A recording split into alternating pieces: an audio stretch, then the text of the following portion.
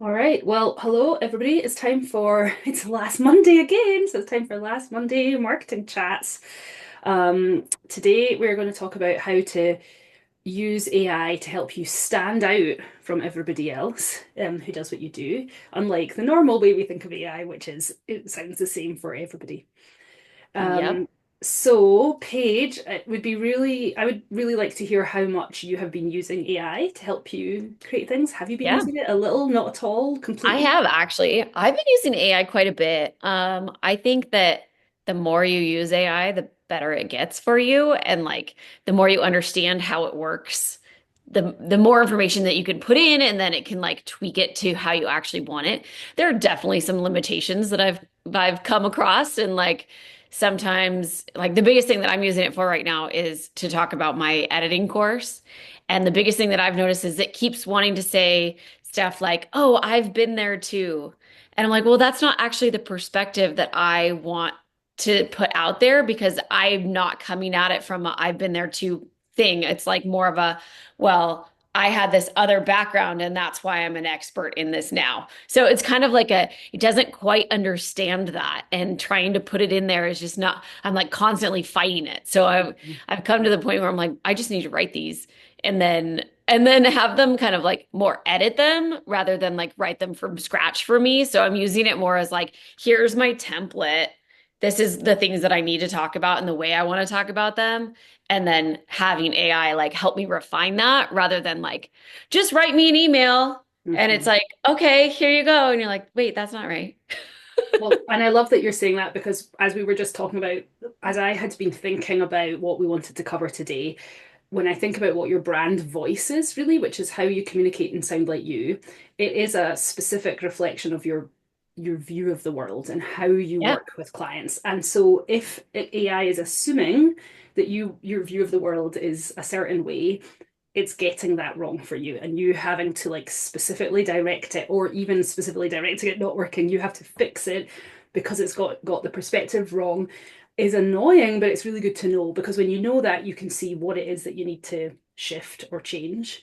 um as a Yeah. Well, I writer think sometimes I like just being able to recognize what it is too. yeah, Like, like when you read an email and you're like, I don't like it, but I don't know why I don't yeah, like it. Like, I think that that is a really important part of using AI is having a really good understanding of who you are and what your brand is and why you want things to sound a certain way or what it is about it that doesn't feel like it fits. And I feel like that took me a long time. It took me a long time of working with you to really understand why something didn't sound like me or why it didn't feel like it fit, and like just being able to analyze something. and because I think that's really important when I talk to clients about this. It's easy for me to say to write it yourself because the writing is the easy part for me. And I understand that it would be great to find a way to have AI help do the writing. And I think that as you get to know it more, I've seen some great examples of AI writing in good brand voice. Like it definitely is possible for it to get closer. But one of the things I often say to clients is to use it not to create, but to iterate, like to make new versions of and refine it and edit it, because sometimes our view of the world is like we want it to be a little different to everybody else's. So if you just use the generic, here's how we're going to start, here's paragraph one, here's paragraph two, here's how we're going to end, and it sounds the same as everybody else's, then that can be really boring and you're not standing out at all when you do it that way. So Yeah. by you creating, and creating doesn't have to be writing every word from scratch. For some, creating is like thinking about what is it you're really trying to say with this thing. What is it you're trying to communicate, like the facts of what you're trying to communicate, but also the way you want the person to feel as they read it. What do you need to know about your audience? What do you need to know about how they're feeling as they read it? How do you want to help them? Are you helping them very objectively and factually? Are you helping them because you're an authority in this coming from a particular place? Are you helping them because you've felt this way yourself before? Or do you want to be very nurturing and emotional and sitting in it with them? Like understanding how you want to like make them feel as they hear the answer, and like how you think about the thing that you're talking about. You can give that to AI as sort of bullets, as an outline, and then have it help you create. But you need to do the creation bit first. I think there's a lot of people who Yeah. think this will save them time because they can just get AI to do their social media, but it can't write for you if it doesn't know what, like you still have to tell it what it is that you're wanting it to write and why. And that's where you're going to start standing out from everyone else. The more it understands about you, the more it can write like you. Yeah, and I think that like I mean there's so AI has come so far with the ability to like create projects and like give it information to base things off of and stuff. But I think that's the big thing is like you have to be able to give it those parameters and being able to understand your parameters, I guess, is the biggest part of it, of like being able to tell it what you want. So I wanted to ask you, like, I know you and I have talked about this so many times, but maybe you can tell everyone like what you ask your brand, like when people come to you for brand voice, like what do you ask them so that you can understand their voice? And maybe that would help other photographers figure out what their brand voice is, Yeah. uh, and move from there. Yeah, I think that's a really good idea. I've seen a lot of offers out in the world recently for having AI write just like you. And so whenever I see those, I'm like, oh, what is it they're selling? I really don't want to know what they do. And whenever you see any offer like that, especially the offers that sit in the like under $150, there's no one-to-one collaboration with someone. It's some kind of product you get. They can be really useful, but I can tell you what it is they're asking. And at the end of the day, you need clarity on the questions that they're asking, and sometimes you need to work that through with someone. Sometimes you don't have the answers just to give them. But usually, what they're looking for is an understanding of like every part of copywriting, which we won't go into right now, but things like your audience persona, having a really good understanding of who your audience is and having really thought through like their age range. And I mean you know this because you've been through it as well, like not just, oh, I would just like to sell to anyone in my area who would like my photos. Like that's not going to cut it. You really need to start to Yeah. think, is it moms you're directly talking to if you're a newborn photographer, or is it generally the woman that you're talking to if you do wedding photography? And then like what kind of, are they busy, do they have a job as well, are they trying to think about other things, how do they feel about this thing that they're going to do? So going down all really understanding your audience. And then, just like I was saying there a minute ago, the biggest thing about brand voice is how you want to connect with your audience. So you need to know who your audience are, and then you have to think, how is it I want to connect with them? And so we often split brand voice up into three different ways of talking to your audience. And I describe it as thinking about going to a conference. If you were going to a conference, would you want to be the person who's on the stage, who's been invited to speak, and everybody is sitting down to watch? But you're literally kind of hierarchically, like you're above them because you're on the stage, you're talking down to them, you're telling them everything with great authority. That's kind of like that authority piece. Or do you want to be sitting at like the round tables watching the speakers, and then when there's a break, you chat to the person next to you, eyeball to eyeball, you're telling them things, you're understanding who they are personally and handing over a business card, say, because they've started to connect with who you are and what you do. Those people we talk about as being accessible. You want to be like friendly with the people that are next to you. You still have authority, you're still good at what you do, but the way you connect with them is by being really friendly and relatable. And then they're like, oh, I'd like to know more about what you do. That's 100% my voice, and it's a lot of what your voice is as well, Paige. Yeah, absolutely. And then there's a third one, which probably photographers do a little bit less, but as you move up the ranks in the brand, you sometimes get, which is if it's like a coffee break at the conference and everyone's heading in and out of the back door to go and get coffee before they come back for the next speaker. And there's someone that's standing near the doors and they're kind of like ranting and they're really energized and excited about something. And people are kind of pulled in to listen to what they're saying because they have such strong opinions about whatever it is that they want to talk about. Those are people who are like very maybe anti-establishment or very, very optimistic about the world. They have this kind of outlook on life, and that's what leads why people want to work with them and talk to them. And people are drawn in to listen to them. They're not talking eyeball to eyeball with someone, they're kind of drawn in to listen to what's going on. So I usually start by getting people to think about where they where are they getting their next client in this imaginary conference situation? Are you the person on the stage? Are you sitting next to someone at the table?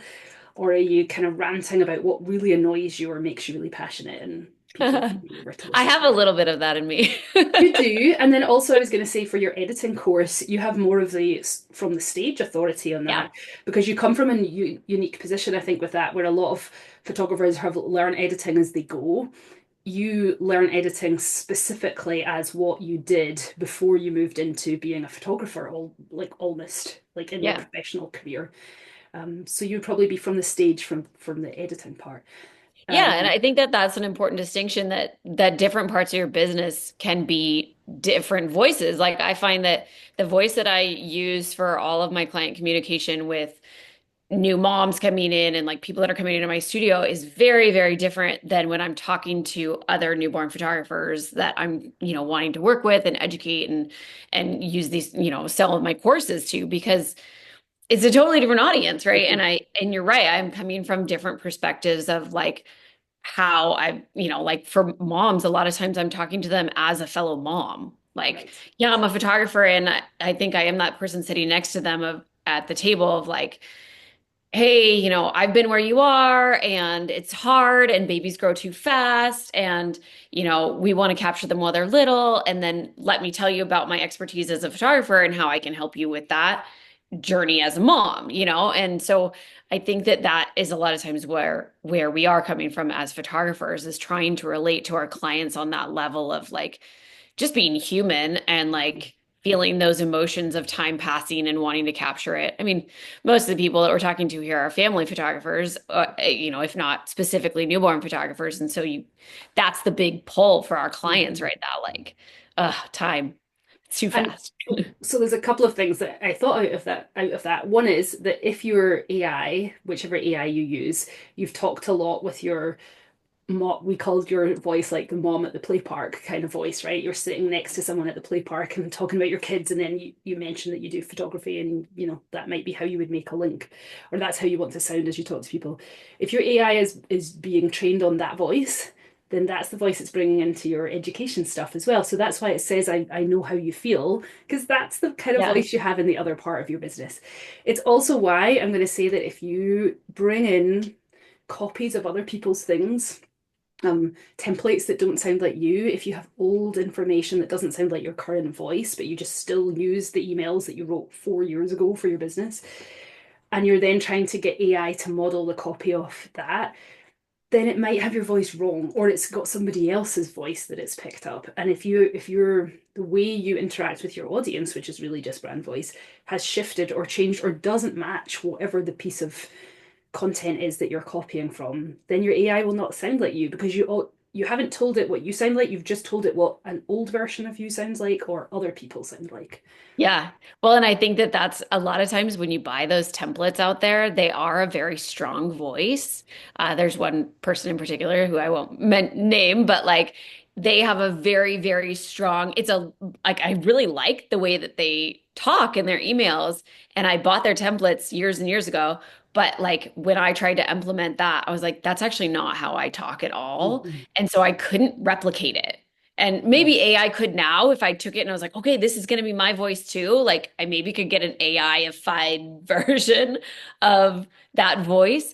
But because it's not natural to me, it doesn't feel right. Doesn't And I feel like think you. like that's a lot of it is, at least for me, is like wanting it to feel right and wanting it to feel authentic and real so that I don't feel like I'm just like a total poser. Well, Like, and it's really important that it sounds like you for a number of reasons. One is it's so much easier to spot when it doesn't sound like you and fix it. And if you've got AI to catch your voice pretty well, we've said this already, it's never going to get it fully right. But yeah. maybe it'll get it 80 or 90% there, and there's just small tweaks and you know what those are. But the other really important thing, like why do we want to sound like ourselves in the first place, is because we want our audience to know who we are. And if you've ever had that bait and switch thing, which I think a lot of people who sell online know about, where you've been sort of persuaded to buy a course. I just heard about this recently with another copywriter, that where the expectations were not met properly. So you were doing the social media and you were hearing about this coach and you were interested in what they offered, and they were like, "Oh, I can't wait for you to be one of us and part of our team." And then this copywriter's like client, I think it was, signed up for it, and then it was completely automated. It was just video downloads. You never spoke to the coach, and they were like, Oh yeah. wait, what? And they were so disappointed because all the way along at the beginning, the expectation had been set up that you were going to talk to them. And then that was broken once they got the sale. And to me, Yeah, like, I this mean, I is think what, that that happens a lot with when right? all the People have time. like those teams and they have that salesperson that's like so good. Like I just hired a Google Ads person that was exactly that. Like salesperson was great and he was so enthusiastic and I'm going to teach you exactly we're going to fix this and blah blah blah and had all these great ideas for me. And then they were like, "Okay, great, you're signed up. Here's your Mhm. account manager." And then my account manager was this like really quiet voiced lady who's very nice. But like when I was like, okay, what ideas do you have? How can we like make this better? She was like, well, I'm not totally sure, and I was like, oh, this is not what I thought I was signing up And this for. is exactly it. We all Really pick up frustrating. we pick up more than just the message. It's not just what you're selling, because let's face it, there are hundreds of photographers in our area of Boise, in your area, whoever you are that's listening to this. There are hundreds of photographers who do what you do. They don't do it the same way as you, partly in the sense of the images you get, but we've talked about before that if a um, client has a good experience, the photographs are almost the least, as long as they're good, they're almost the least important part of it for them. Yeah. There's so much else that's important. They're not necessarily picking you for quality photos. It's usually assumed that you are providing quality photos. They're picking you because of the way that you're, like your energy in the world, the way you talk about what you do. And if that's one way on social, and then a little bit differently when they get on the phone with you, and then different and again because you got really stiff formal emails after they've signed up, they've paid you like super bubbly on your socials, then kind of quiet and matter of fact on the phone. Then they pay you a deposit of potentially hundreds of dollars. Then they get these stiff formal emails, and they do not have a sense of who you are, and they lose confidence in who you might be. So like that brand voice is important because it gives your audience a reason to trust you all the way through, even if it wasn't you talking, even if it was your AI talking on social.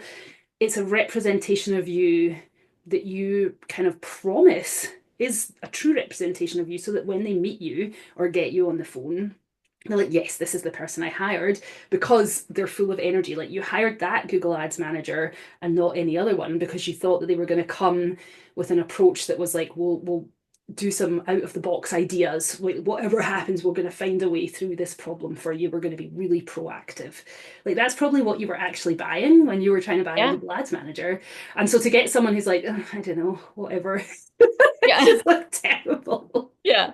Well, I think it's yeah, I think it's equivalent to like having a photographer in their email say like, "Oh, we're going to be so creative and create this perfect session for you and it's going to be all unique."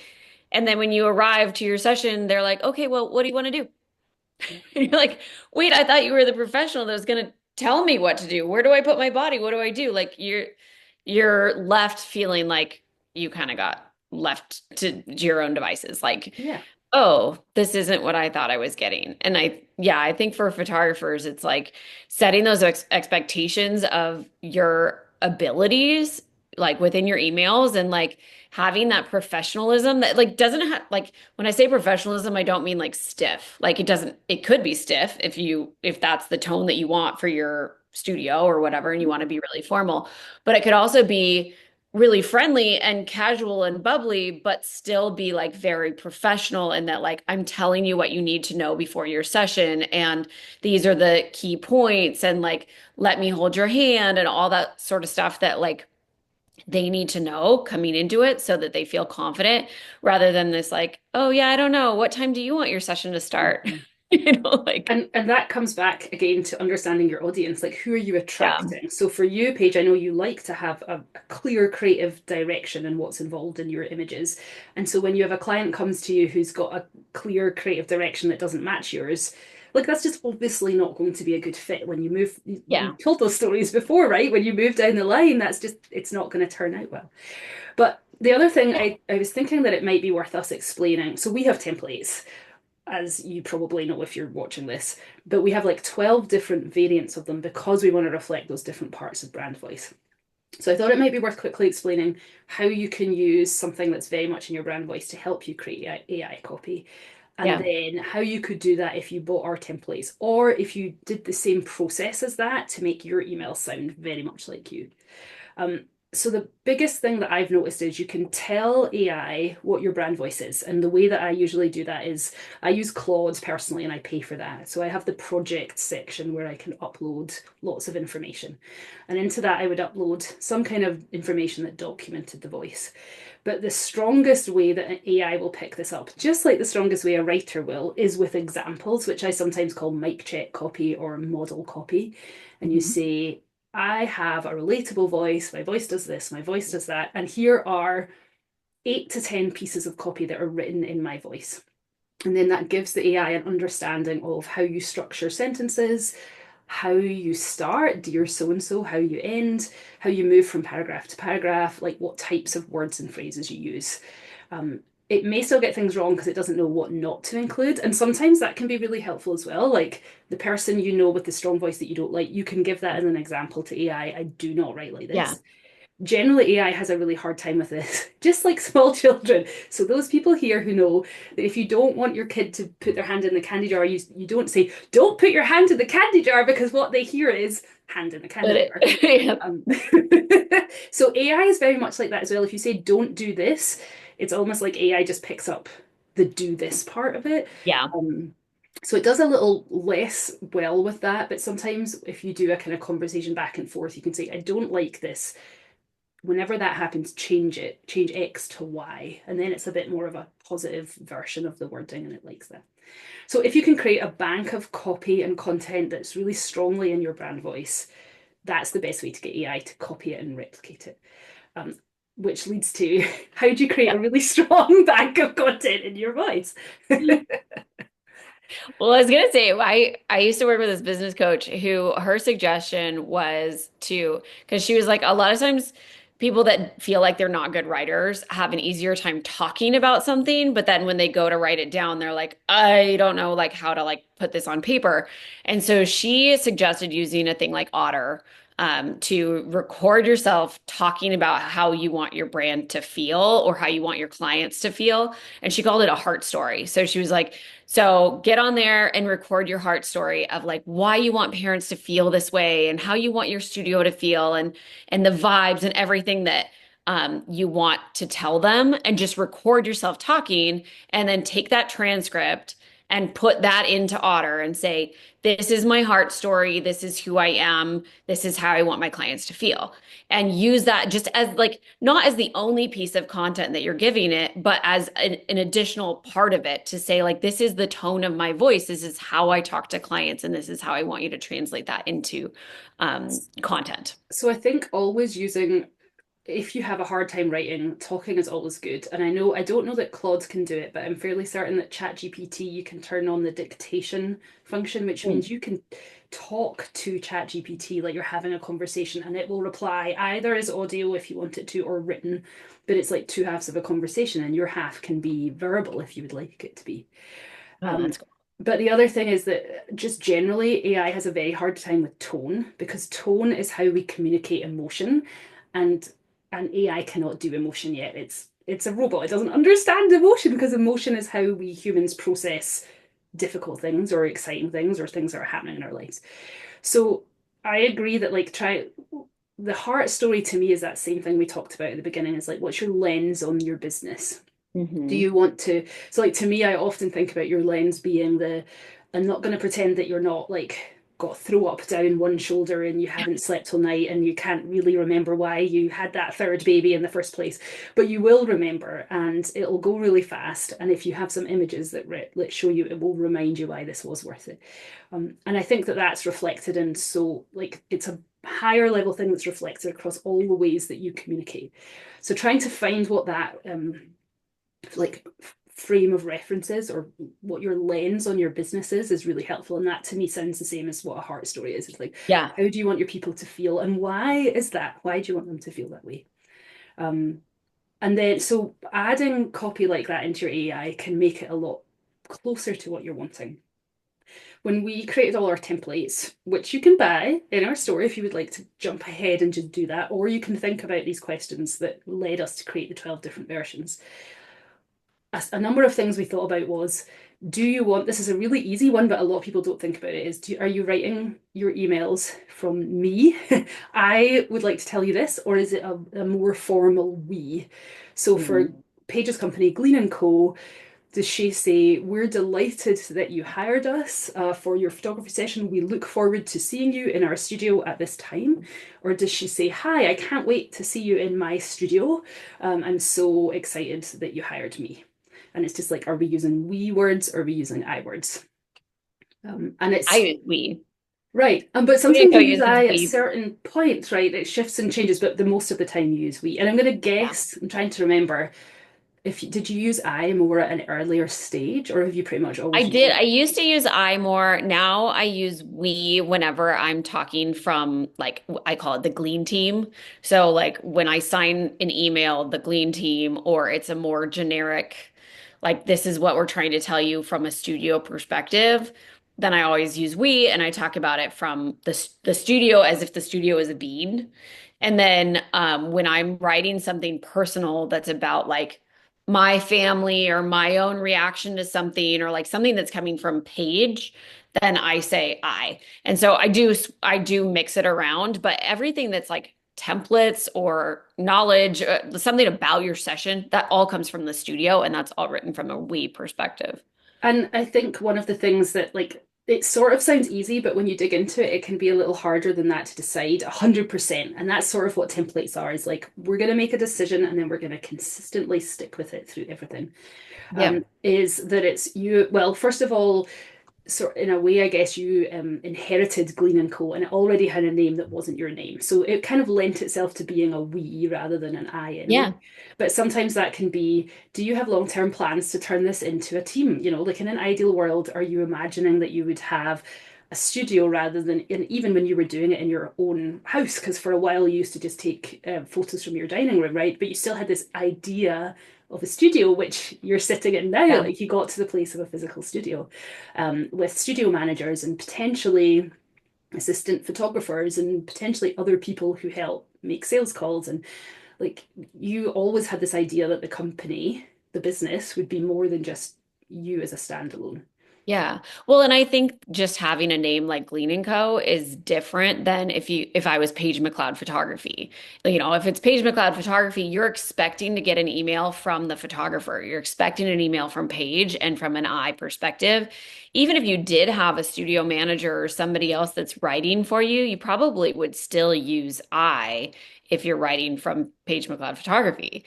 Um, just because it makes more sense somehow. I don't, at least that's my perspective of Mhm. it. It doesn't mean that you couldn't. But I think that the global studio we makes more sense when you have a name Yeah. that people would assume encompasses multiple people. And I think that's so. Here's another example of expectations might not be met.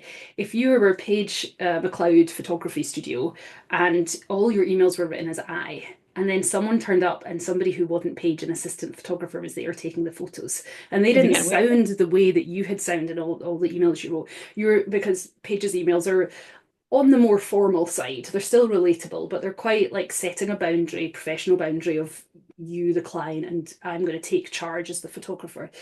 And if someone came in and there was an assistant photographer there and they were very go with the flow, whatever happened, all right, lovey, let's just pop you onto the bed here. And they were like very relaxed in how they talked and didn't give much direction. That would be such a shock. And the client might feel a little hard done by it. Like, I thought I was going to get Paige. Paige is the person who's written Right. to me all the time. I assume that Paige took all those photos that are on the social media. And now I'm getting this 18-year-old with a camera has popped in and it's not who I thought. And Yeah. that's exactly where your voice can trip you up if you're not consistent with it.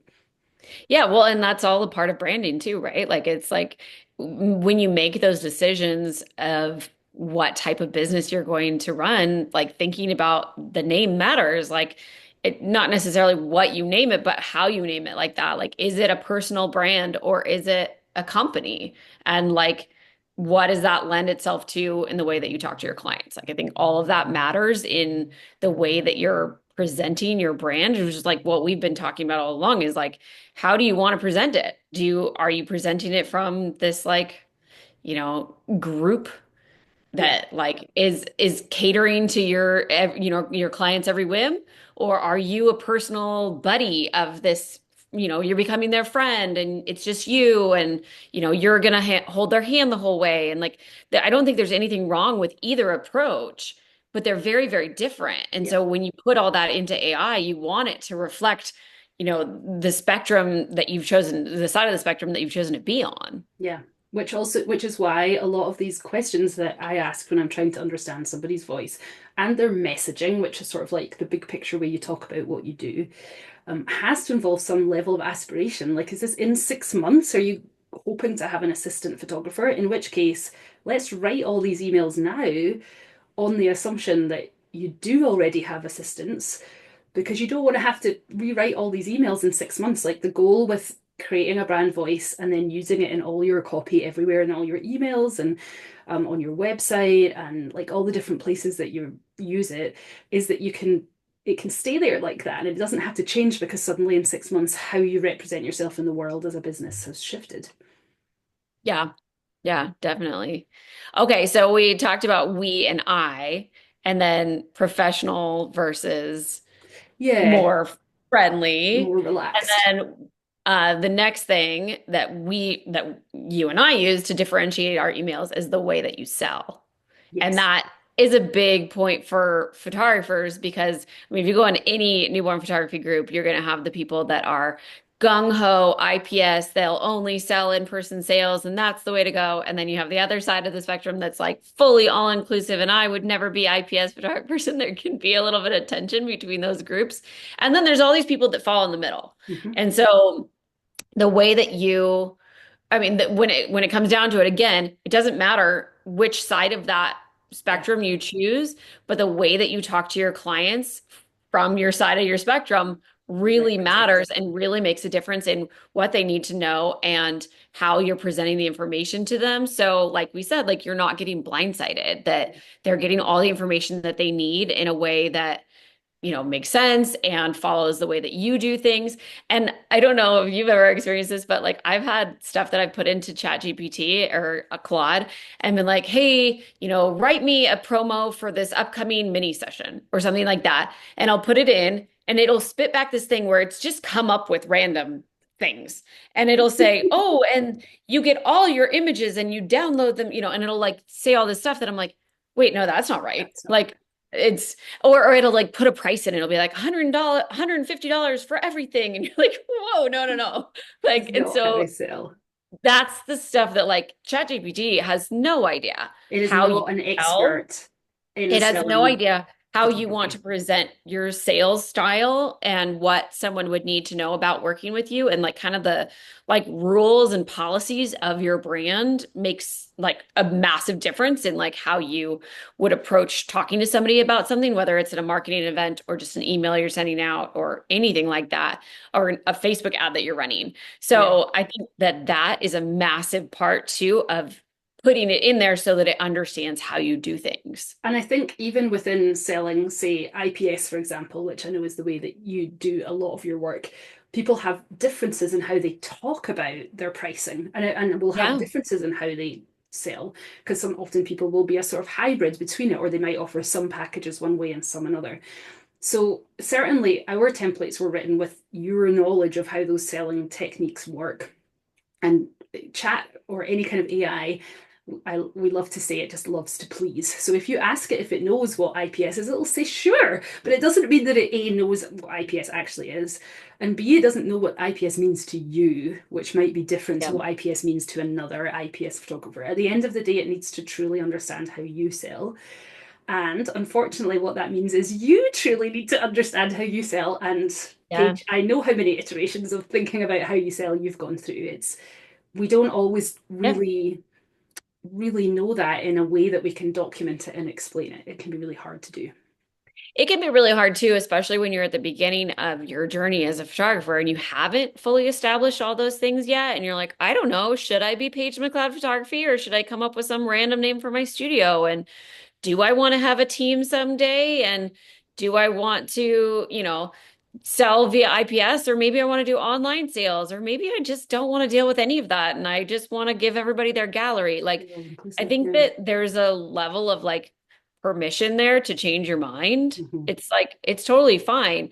But like, what do you want right now? Like, Yeah. what's your, when you think about it from like, I've definitely been like, oh, I mean, 5 years ago, if you would have been like, yeah, do you want to sit everybody down and like work on sales with them? I'd be like, heck no, no chance. I don't want to do that. I am so uncomfortable with that method. I don't like that at all. But now it's like that's all I do, and I can't imagine doing it differently. So, like, just because I would have written those emails differently 5 years doesn't mean that I can't write them the way I do today. Like, that can change with you. And as you said, like, if you're putting those emails in from 5 years ago that no longer relate to your brand, it's not going to be able to spit out as good of information as if you start over. And sometimes I actually think that I probably do need to go through my Claude projects and stuff and just see if there's things in there that are giving me mixed results because, there probably is some stuff that like I'm not relating to anymore or like, I don't want it to reference or, I stuff like also that. think when you think about that frame of like why you do what you do and how you interact with clients, part of that naturally connects to why you sell the way you sell, right? So Yeah. probably when you talk about, if you think about and talk about why you sell the way you do, some things will come up that connect with, and that's why I interact with my clients this way. So if you're do Yeah. all inclusive, you might be like, look, I know these people are busy and they're not always sure how much money they have and they're constantly having to spend because their kids are growing every month. And I just want to say it's this amount of money and you never need to worry or think again. Yeah. And that You would get come every single down, image, no right? pressure, no need to decide on products right now. Yeah, Yeah. like a big And part of that that. might really influence how, then, if you think about that, it tells you something about how you want your clients to feel. And that's Hmm. a bigger thing that comes out through the way you sell and comes out through the way you talk and comes out through the way you interact and comes out through your social media. Like if you think about it, that there's a piece behind all of those that's sort of like your take on the world and why you do things the way you do them. So having a deep chat with your AI or with your friend and recording it or whatever is the best way for you to like try and understand for yourself what you mean by how you want your clients to feel and how you want to interact with them. Well, and also I think that there is a level of like maybe this comes down to the community over competition sort of thing where like newborn photographers in general can be a little bit like, oh, well, it's such a competitive market and like it's hard to get clients. There's just not enough people. Okay. That's one, not true because there's so many babies being born, even if you live in a small town, it's just not true.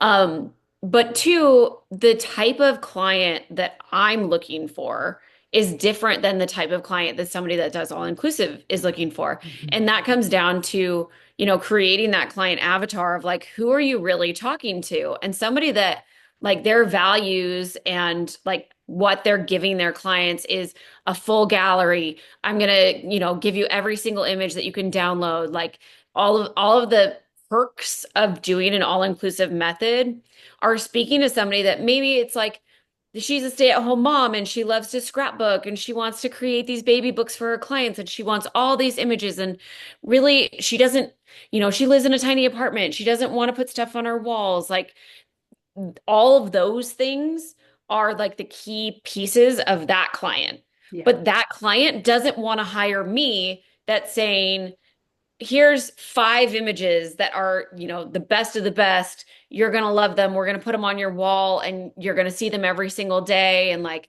I'm speaking to somebody that doesn't have time to scrapbook and wants the extra help and wants to see things on their walls and maybe lives in a big house that has empty walls and like all the things that are perks to IPS are very different than the perks to all inclusive. So you're talking to two totally different people and therefore that copy of those emails and the sales letters and all the things that you're putting out there into the world need to be totally Yeah. different.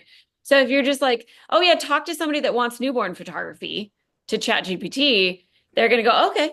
And they're not going to give you the specific details that you need for somebody that wants this method or needs for somebody that wants this method or something in between that is, if you're more of that online hybrid method. Yeah. Well, and I also I heard this really interesting challenge when I've been talking. I think we might have mentioned this on the last month's one.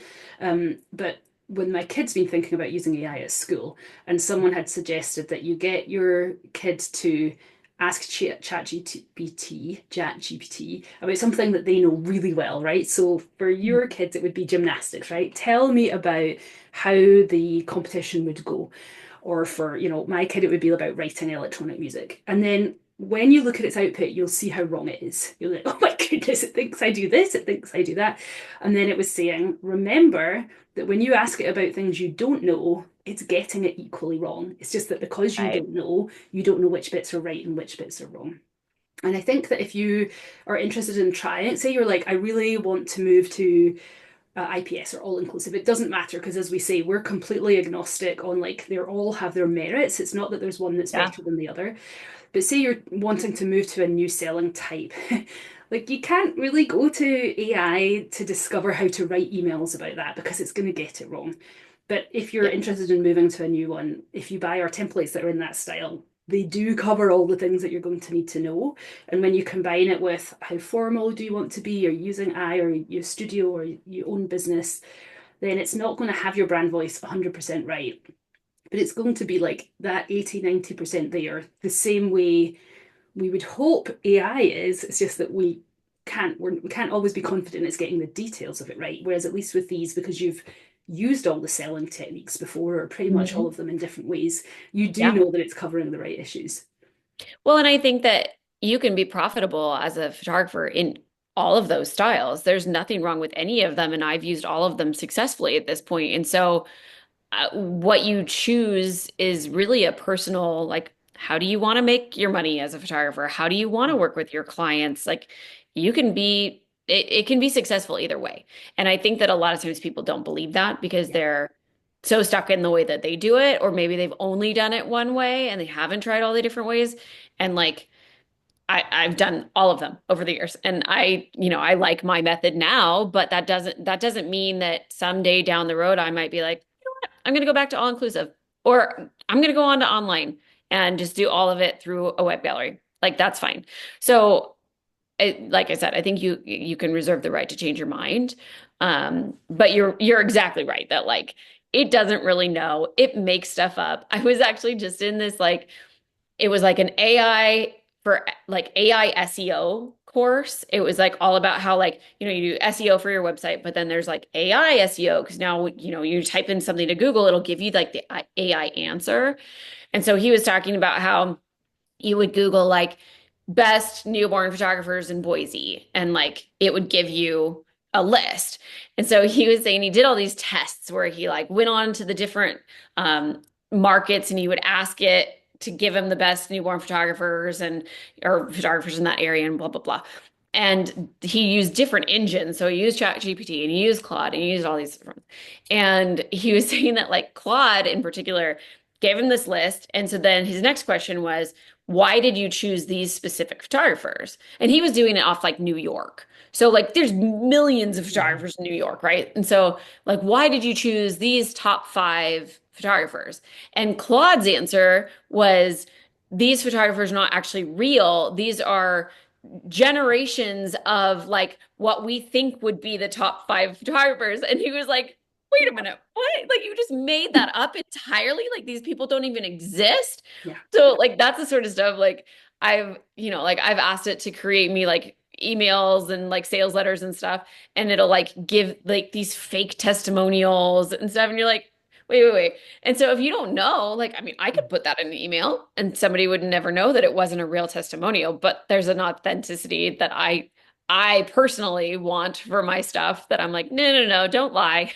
Yeah, I mean, anyone at any time could make up a testimonial, but it's often Yeah. that's why we go to adding names and images. And also, if you do live in a smaller town, chances are that there is someone who knows who that is. It's also why, Yeah. for example, we talk about encouraging referrals because we do want that connection of somebody who help sell. Like Yeah. it can be really hard to sell facelessly on a website when nobody knows anything about you.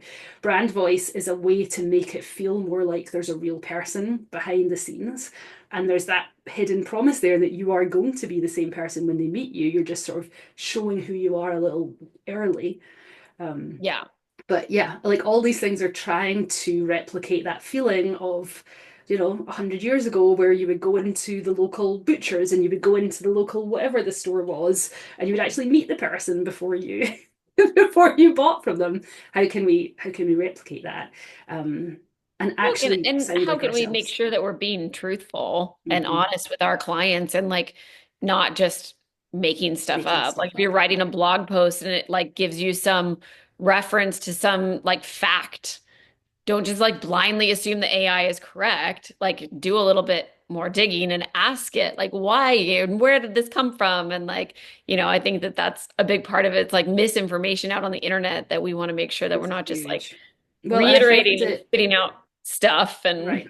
Just making it up. I find it yeah. interesting that we describe that as hallucinating, that AI is hallucinating, because it's lying. Like, why are we not using the Yeah. word lying here? We've made up a nice word. I guess because Yeah. there's no intent behind it, but the result is the same.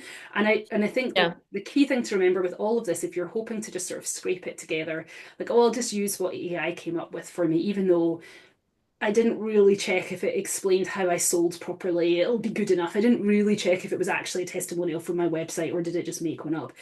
Is that you risk breaking the trust of your audience Yeah. when they discover these things are not real. And in time, people will discover where the disconnects are and what's happened. And if it hasn't explained your pricing very well, maybe it's easy just to get the email out. Sure, you've like solved today's to-do list issue, which was get the email out. But then when you have all these people who are confused about your pricing when they come to buy and pay their money, like they're not going to recommend you, and you may get negative reviews on your website, and there's just generally now it going around that you're hard to work with, or it was a terrible, they'll say that they had a terrible experience with you when maybe on the day it wasn't terrible and maybe your images are great, but if the customer service part around it was terrible, that's what people are going to talk about. So Yeah. it's worth taking the time. And I think AI can really help us, a tool just the way lots of other tools are. But we have to know our own brand voice first or have help figuring out what our brand voice is and how we want to communicate, so that we can give that information and use the tool with it. And also then to go back and check and to say, okay, well, like I know I always start my emails hi or hello. Like even the other day, I gave Claude a whole load of emails and I asked it then to create another one in the same style. And it used the wrong introduction. Like every example it was given said, Hmm. hey, so and so. And it started, hi, so and so. Like, and although that sounds like a small little thing, those are the kind of inconsistencies that add up to make us feel like something's not quite right. And we can't always put our finger on why, but just something doesn't feel real. It feels fake Yeah. when we hear from people like that. Yeah, well, and I think that that's a big part of like when you do go onto our website and you figure out what your voice is, you can download your brand voice like worksheet and it'll tell you those things, like some of those consistencies, and it'll help you figure out like how do you want to sign off all your emails or sign, like greet people in your emails. And like I always say cheers, and you say, what do you say on yours? Um, oh gosh, I've forgotten. See ya. See ya. Well, you always say hey, hey, Hey, and hey, I I say say hey hey there. there. Yeah, And so like the way that like even if you get like flow and format emails from us, like when Jill writes an email, it sounds different than when I write the email because we have different ways of speaking we have to different the voices. same audience because then like Jill's writing to you and she's writing to you from the perspective of a copywriter and I'm writing you from the perspective of a newborn photographer. So like those things matter even if you're talking to the same audience. Yeah, And yeah, definitely. yeah. So we couldn't be like, oh, right, Claude, write us an email for flow and format because it wouldn't There like is which no are you writing one. for? Are you Yeah, just writing a generic email? Like, or are you writing it from Jill's perspective or are you writing it from Paige's perspective? yeah, yeah. Those kind of things are key. Yep. So yeah, I think the key is understanding your voice, finding some consistent copy and content, like emails, social, website copy that truly sounds like you, which either means you wrote it or you feel confident that the person that wrote it like really sounds like you, and you maybe just had to make a few tweaks to make, and you did make those little tweaks to make it sound like you. So are they really good versions of what you sound like? And then making sure you use that same voice everywhere, Mhm. and checking what comes out of AI that it truly does represent that way of thinking about the world. So having a little bit of time to think, how do I view the world I'm in? How do I view helping my clients? How do I want them to feel in relation to me as I sell to them? Yeah, so I actually have a folder on my desktop that says AI text files, and it has like my ideal client avatars for both my photography business as well as my education side of my business. They're different, so there's two different ones. It has a like bio about me. It has my heart story for both. It has what else is in there? Like my whole brand voice document of like how I like to talk to people, words that I like to use, the way that I refer to things, how I start my emails, how I finish my emails, like all of that. There's one about how I write my blogs and like how long I want them to be and how, like all the bullet points of those. But then also my all of my email communication is saved Mhm. in there as a text file that like shows the entire client workflow, just like we sell on our website. And I use that as a file so that if I need to create an email outside of that and say like, okay, this client is having this issue, I need to write them an email to, talk to them about this or like deal with this problem that we're having, it can reference those emails that they've already received and create me emails that are really close to that same vibe so that I'm not just like starting from scratch. I can just plug in a few things that I need to discuss and it can kick me out a really good first draft Yeah, because it has all that information versus just saying, "Hey, I'm having this issue with a client, write me an email to respond to it." right. And it's not, Like there's it has so no much more data basis. there. It's just going with any business might write, as opposed to Mhm. a photographer might write, as opposed to a newborn photographer might write, as opposed to Gleaning Company might write. So Yes. like getting right down into that specifics. Yeah, absolutely. So I think like making all those files has really, really helped me not only figure out my own, like, what does this actually look like? Who am I talking to and how do I want to talk to them? But it's, creating those documents has helped all of the AI stuff that I've done over the last year or so to really like refine it and actually make it work really well for me instead of just being this, and it's still not perfect. Yeah. Even with all those documents, still kick stuff out that I'm like, Where'd that come from?" Yeah. But it's a lot closer than it would be without them. I think the number of emails and messages and horror stories I've heard where people just have not read all of what it said, so they've left in like the bracket section where you were supposed to insert person's name. I mean, Yeah. just as the same as we used to do with templates. Read the draft that comes out and make sure it sounds like you, and make sure it's accurate. Like those two things are key. You got to Oh, yeah. read it afterwards and check. Don't just send it on its merry way. Well, I think that's so funny because so many people do that. Like I was working with this lady one time, this mentor, and she said that she had discovered that like all these people had copied a bunch of her blog posts and stuff from her website that was like word for word, copy and paste and like put on their website. And she's like, some people didn't change my phone number. Like it literally said her phone number on someone else's website. She's like, like what how are you benefiting yourself if you're like copying Don't and call pasting to the me. point of like you're not even bothering to change the phone number? Right. So like Well, stuff and like when that we is think like, about oh, it, your website should be written in a way that reflects who you are, who you're talking to, how you want to work with them, and sometimes specifics of where you live as well. For in yeah. Boise, we have there's particular places like or times of year that you like to shoot depending on the weather and things like that. And yeah, the idea that someone would sell like that through their website and then not sound like that at all when you get them on the phone or you actually sign up with them. Like Yeah. that's the breach of trust that will happen for those people eventually. Yeah. Yeah. I think proofreading is key. Oh my goodness, it's wild.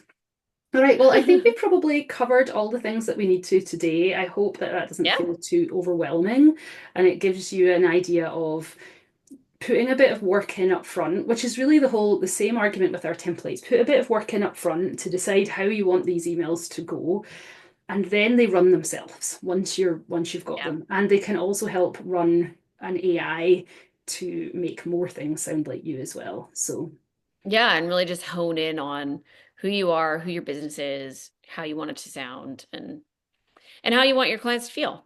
How you want your clients to feel, definitely. Excellent. Yeah. And we will be back next month for our next Last Monday marketing chats. All right, we'll see you then. All right. Bye.